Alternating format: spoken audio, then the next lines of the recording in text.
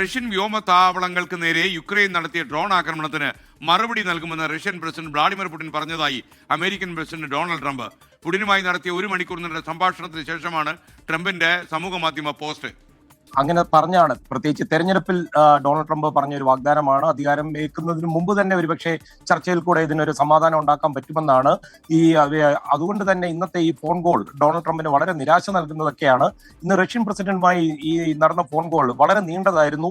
എന്നിരുന്നാൽ തന്നെ ഈ യുദ്ധം അവസാനിക്കുവാൻ അടുത്തൊന്നും ഒരു സാധ്യതയില്ലെന്നുള്ള സൂചന നൽകിയാണ് പുടിൻ ഈ ഫോൺ വെച്ചത് തന്നെ. കഴിഞ്ഞ ദിവസങ്ങളിൽ നമുക്കറിയാം, റഷ്യക്കുള്ളിൽ നുഴഞ്ഞു കയറി റഷ്യയുടെ പ്രധാന സൈനിക കേന്ദ്രങ്ങളും പാലങ്ങളും ഒക്കെ യുക്രൈൻ ആക്രമിച്ചതിന്റെ ഒരു ഞെട്ടലിലാണ് റഷ്യയും പുടിനും. ഇപ്പോഴും ഇതിന് കനത്ത തിരിച്ചടി നൽകുമെന്ന് പുടിൻ പറഞ്ഞതായി ഡൊണാൾഡ് ട്രംപ് പറയുകയുണ്ടായി. റഷ്യൻ ഗവൺമെന്റ് ഏജൻസിയും ഇത് സംബന്ധിച്ചുള്ള റിപ്പോർട്ട് ചെയ്തിട്ടുണ്ട്. സമാധാന ചർച്ചകൾ തകർക്കുവാനുള്ള ശ്രമങ്ങളാണ് യുക്രൈൻ ചെയ്യുന്നതെന്ന് പുടിൻ ട്രംപിനോട് പറഞ്ഞതായിട്ടാണ് അവർ റിപ്പോർട്ട് ചെയ്യുന്നത്. യുക്രൈൻ ഗവൺമെന്റ് ഒരു ഭീകര സംഘടനയായി മാറിക്കഴിഞ്ഞുവെന്നും പുടിൻ പറഞ്ഞു.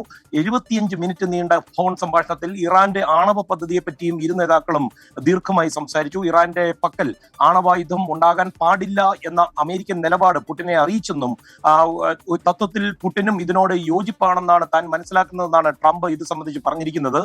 ഈ ആണവ വിഷയത്തിൽ തുടർ ചർച്ചകളിൽ പങ്കെടുക്കുവാൻ തയ്യാറാണെന്നും കാര്യങ്ങൾ വേഗത്തിലാക്കുവാൻ അത് സഹായിക്കുമെന്നും പുടിൻ ട്രംപിനോട് പറയുകയും ചെയ്തിട്ടുണ്ട്. SKN.